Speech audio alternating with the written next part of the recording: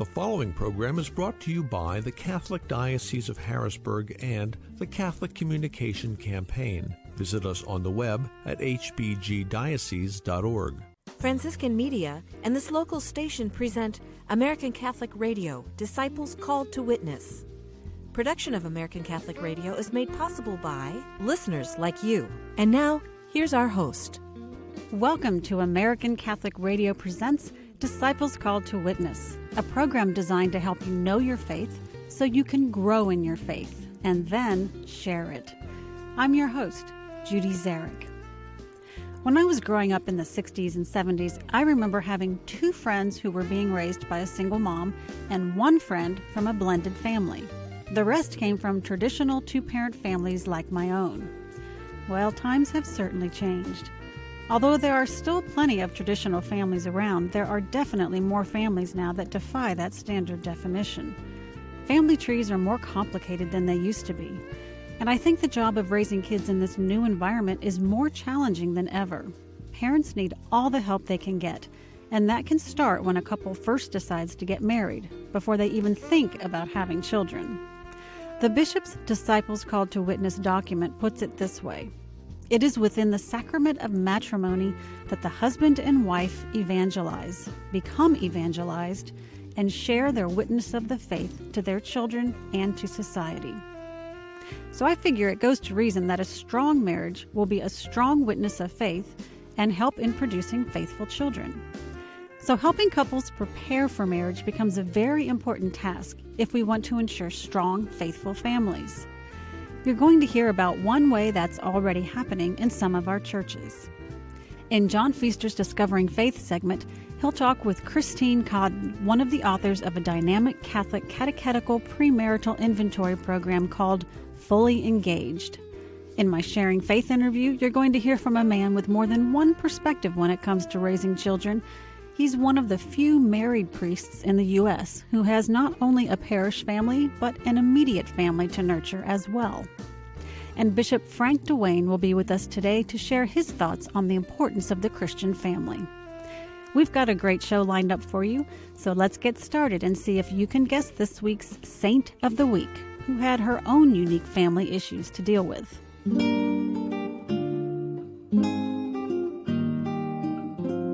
Who am I?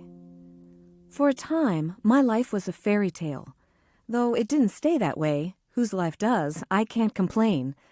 My 24 years were rich ones.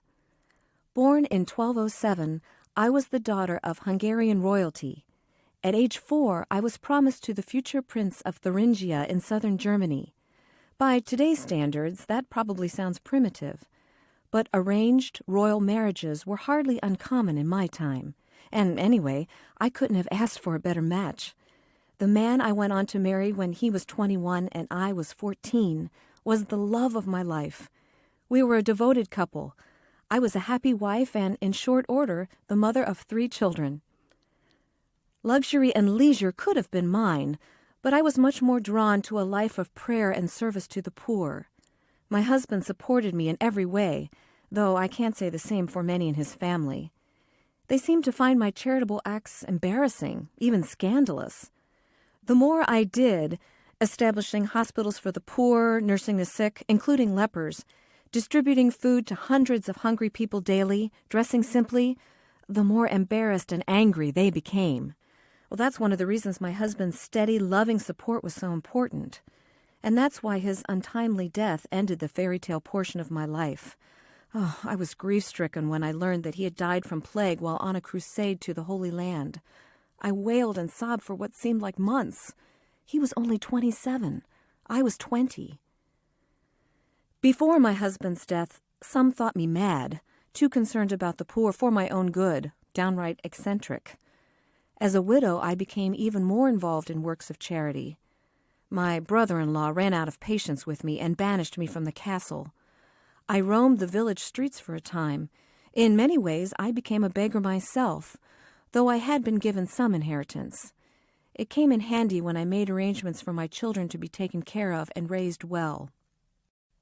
In 1228, I joined the secular Franciscan order and founded a hospice for the sick, elderly, and poor.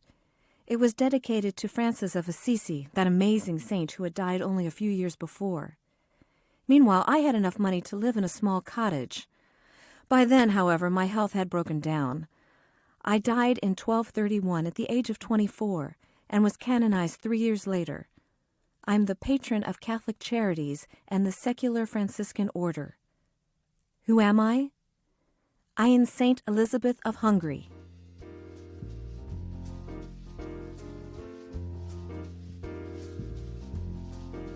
You're listening to American Catholic Radio presents Disciples Called to Witness.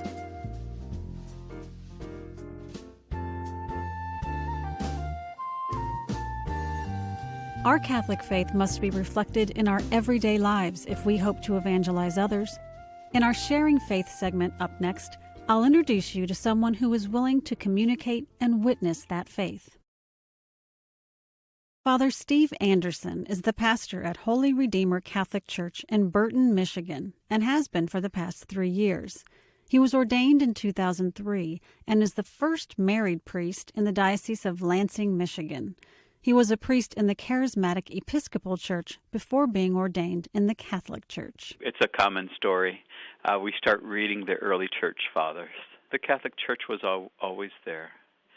And so we get attached to those early church fathers, and I think we want to be part of the church they were part of. Father Steve left the Episcopal Church and joined the Catholic Church when the youngest of his 3 sons was just 1 year old. That son is now 15. When I first came into a Catholic parish, it was Holy Family just down the road. And they were very welcoming. My family just transitioned in very nicely. People really went out of their way to be very, very kind, very friendly. I talked to Father Steve about the new evangelization and the role of the Christian family. Father Steve doesn't feel that the fact that he's a priest and a parent makes him an expert on parenting. But he did tell us what he thinks kids are very much in need of these days. I think first thing they need is just that unconditional, safe zone where they're just loved and supported, and they know there's goodwill in my home. And, of course, goodwill means a lot of things, doesn't it? It means they have a roof over their head and food in their tummies, but it also means sometimes that discipline, teaching good rules, good consequences, and how to live in life. So a healthy home is very good for a child. Father Steve feels that as parents, everything we do should point our kids to Jesus. Our whole life is our faith. And so in living out our life, we're living out our faith, and it just catches. I sometimes don't realize how much just being a priest affects my kids.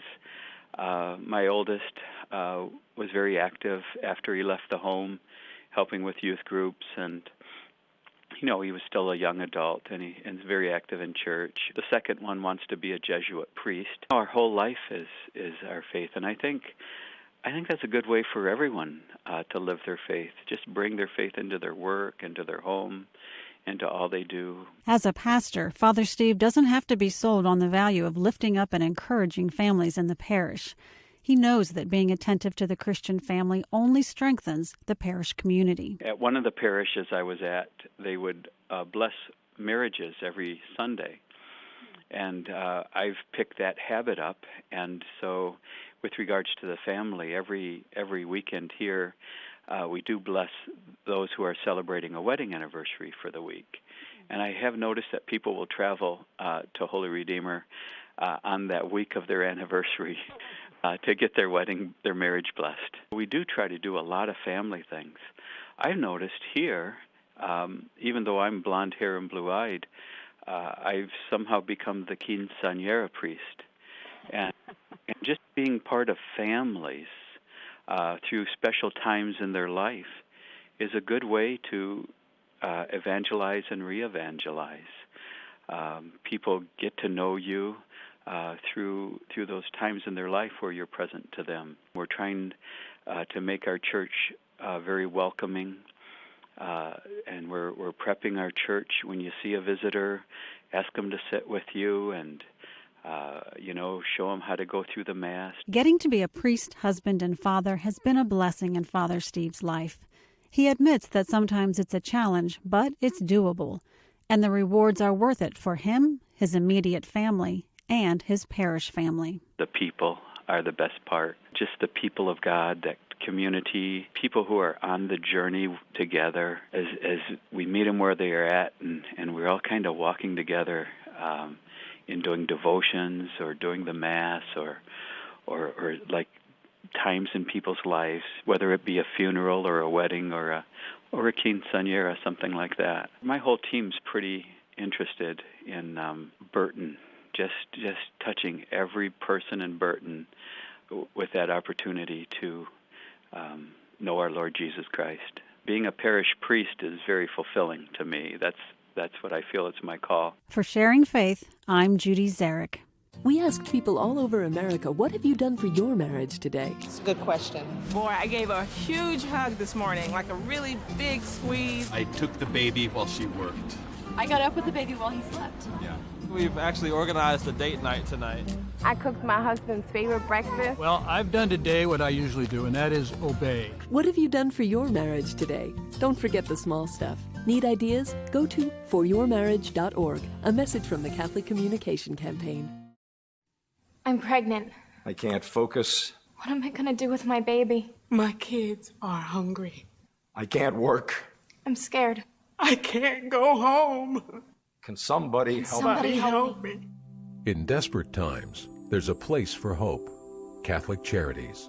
We help families, children, and those in crisis throughout central Pennsylvania, regardless of your faith. Providing help, creating hope. Catholic Charities. This program is made possible locally by donations to the Catholic Communication Campaign and the Diocese of Harrisburg.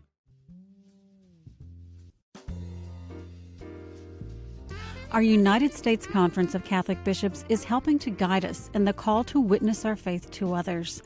They invite us all into a deeper relationship with Jesus Christ and His Church. This week, Bishop Frank Duane from the Diocese of Venice, Florida, joins producer Sharon Cross to talk about the Christian family and the new evangelization. Our guest today is Bishop Frank Duane of the Diocese of Venice, Florida.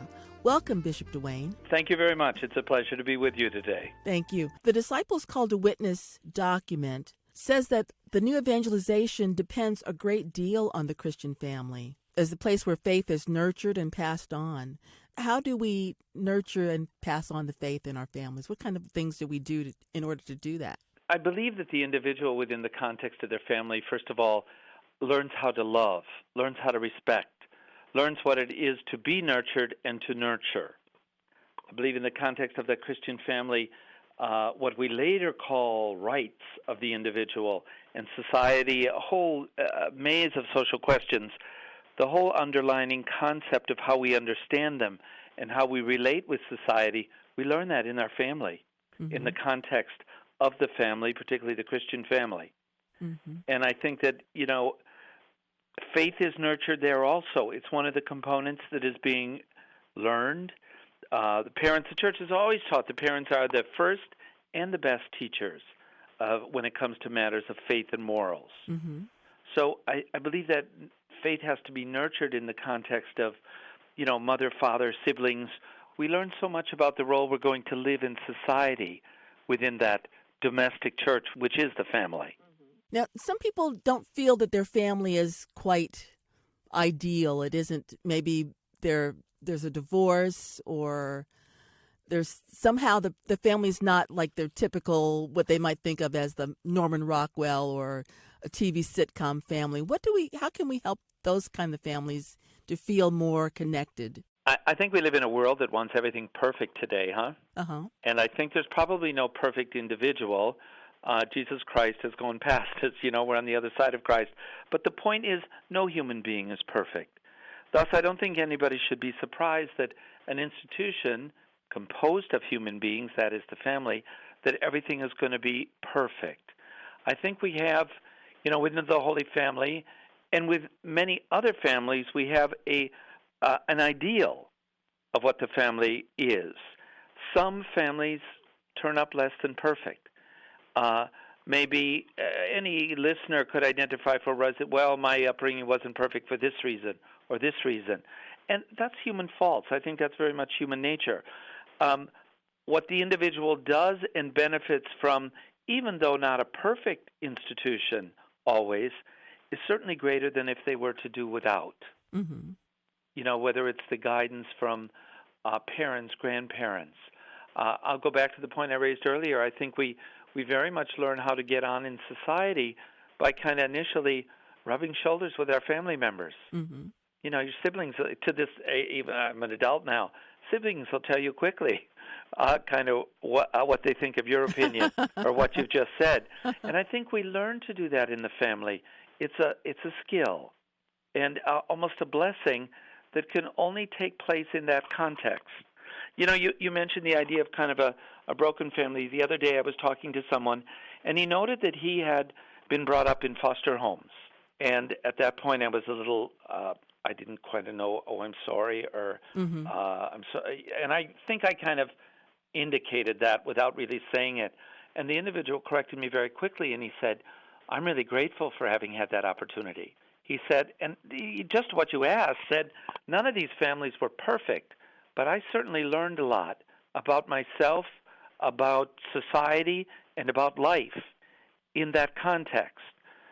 So he said, yes, not everything was perfect, but those foster homes where I was taught me and made me into who I am today. Thanks for joining us today, Bishop Duane. For Call to Discipleship, I'm Sharon Cross. Studies show that people who pray regularly and practice their faith are healthier and happier. I'm Bishop Ronald Gaynor. I want to invite you to experience a positive difference in your life by visiting your Catholic parish and encountering Jesus through the sacraments. Do it for your family, do it for yourself, and come home. Remember that God's mercy is and always will be there for you, no matter what your situation. Visit CatholicsComeHome.org to find a parish near you.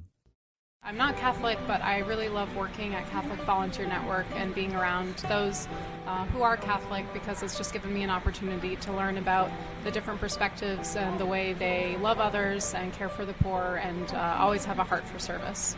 I think that the Catholic faith can support that drive for social justice and that social change, and give a venue to be able to talk about it, and finding the right people to be able to challenge you in that aspect as well, in that idea. What I love about the Catholic faith is that it is so rich, and so there's so many textures to it.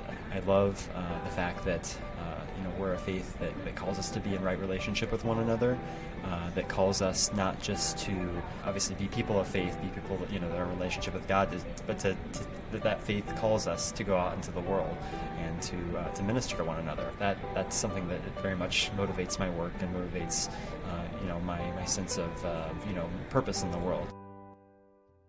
Everyone said it was okay. I had a life. They said it was a choice. I was looking outside for answers. I didn't want to mess it all up. It wasn't the real me that went that day. The life I had, it's gone. Something inside dies after an abortion. If you're suffering because of an abortion, you may feel alone, but you're not. There are people who understand and can help. Call 888-456-HOPE. 888-456-HOPE. A message from Project Rachel.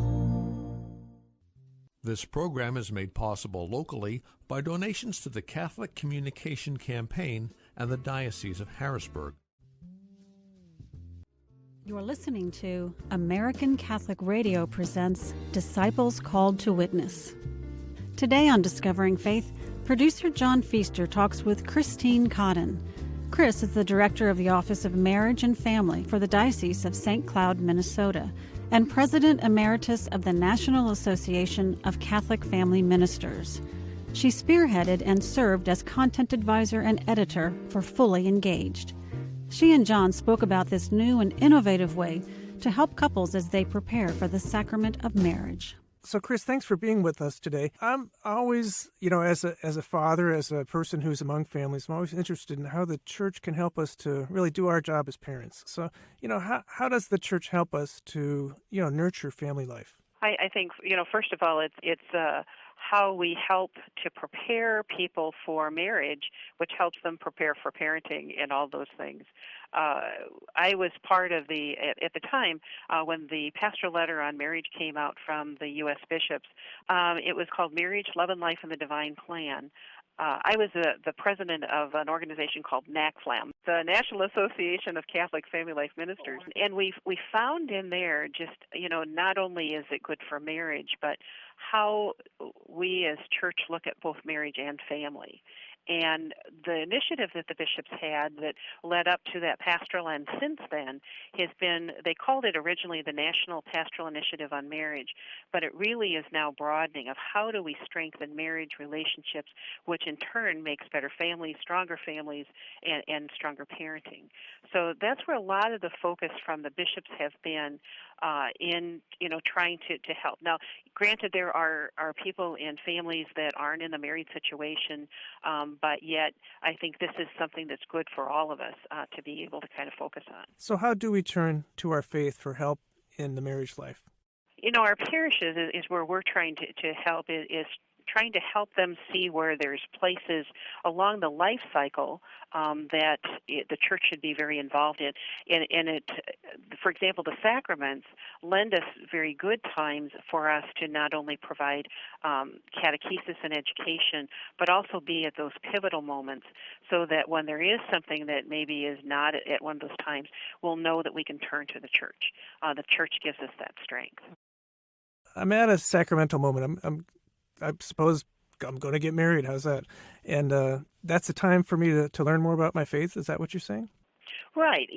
It also, for an engaged couple, they come to the church to say, we want to get married here. There might be a lot of different reasons. It may be, that they grew up there. It may be that grandma wants them to get married there. They may have a very deep faith life that's calling them to have their marriage in the church as a sacrament. And they understand it. Could be lots of different reasons. But they are coming to us, so it's an opportunity for us to not only welcome them, embrace them, but also help them to understand some of the things that will make a strong and healthy and happy marriage. So what are a few of those that are related to our faith? Well, particularly how do we live out our faith? How we express that, build our domestic church. How do we pray at home? How do we kind of make the decisions at home that we have to, whether it's making sure we're very truthful on our taxes, to what we watch on television, to how we talk about one another, honor and respect each other, and how we build that human family. So it's kind of how do we nurture our spirit, who we are in God, huh? Exactly. Marriage is kind of a huge moment of teaching, for couples who come close to the church. It seems like funerals might be a big time when people come in, maybe people who aren't so active in their faith suddenly are confronted with this, huh? In times of crisis, so funerals, times when there's the unexpected, and so the church is there for that pastoral caring. Could be a miscarriage, which we know a lot of our young people experience those in the early stages of marriage or in their life. So having the church be part of that, particularly, for example, in miscarriage, a lot of times we don't even know as a church that there was a pregnancy, and so how do we help that couple grieve? How do we help them see that hope? And so being a little more proactive on our end we have things maybe in the brochure rack in the back of church, or we talk about it from the pulpit so that they know that there's healing that can happen. I know for ourselves in our diocese, a couple times a year we have what we call a Mass of Hope and Healing for any of those that have lost either a child or experiencing infertility, that they can come together and feel that the blessing and the mercy of God. It seems that extending the arms of welcome is an important part of how all of us need to reach out to people in our faith, huh? Exactly. And it's more than just scooting over a little bit farther in the pew so somebody can sit on the end, and welcome you. It's, being, not, and just the exchange of peace is a very important piece. But how do we talk to people after church? Do we really welcome if we see a new face? I know I came from a Baptist background in my youth, and they were very good about pointing out, boy, there's a new person there, and 10 people are around them to welcome them. Do we do that in our parish? Do we extend that welcoming hand? There's a bigger question about family that we all are kind of tackling these days, and it's kind of like how do we talk about family in our broader society. What does the church have to do with that? A document that Pope John Paul II wrote very early in his pontificate called Familiaris Consortio on the family. And it is a beautiful document that talks about how we nurture each other, how we look at family. As the building block, yes, we have marriage, but yet how we treat each family. How do we treat these individual circumstances that we find ourselves in, and how Christ is always part of that. How do we welcome? How do we live our life that we're asked to do as Christians through our baptism? For Discovering Faith, I'm John Feaster. This is Judy Zarek here to wrap up this edition of ACR Presents Disciples Called to Witness. I really enjoyed hearing about the premarital inventory program called Fully Engaged. I went out to their website just to check it out a little more and found some sample surveys that they do. The questions were very insightful. It was clear that they were designed to show the couple where they may have issues and topics that they disagreed upon. There were questions about how they each communicate, how they view their relationship, what their family of origin means to them, how they view their Catholic identity, and much more. I found myself looking at those questions thinking it would be a good idea to go through this with my husband, even though we've been married for 28 years. So much of what makes a couple a good couple is practicing the art of communication. And I say practice because it doesn't always come easy for everyone. For those that tend to be more introverted, communicating and expressing emotions vocally is difficult. That's why programs like Fully Engaged are so important to have for young couples just getting started. We need to focus on helping that relationship grow into something stable so that if children become a part of that family in the future, they've got solid ground to build upon. Fortunately, parishes and dioceses around the country are catching on. Programs for engaged couples, married couples, and couples in distress are becoming more accessible and available. If you're in need of any of them, make sure to look for and find one in your area. Your faith community is there, waiting to help. You can find ACR archive programs and more on the web at productions.franciscanmedia.org, where you can contact us and also meet our production team. Sharon Cross, John Feaster, Ron Riegler, Chris Holmes, Kim Wessendarp, and our executive producer, Matt Wielgoss. Music for our program was composed and arranged by Bobby Fisher. I'm Judy Zarek. Join me next time for another edition of American Catholic Radio presents Disciples Called to Witness. American Catholic Radio, Disciples Called to Witness, is produced by Franciscan Media, a ministry of the Franciscan Friars of Cincinnati, Ohio. Production is made possible by listeners like you. Please visit our website where you can donate and find American Catholic Radio archive programs as well as other resources, franciscanmedia.org.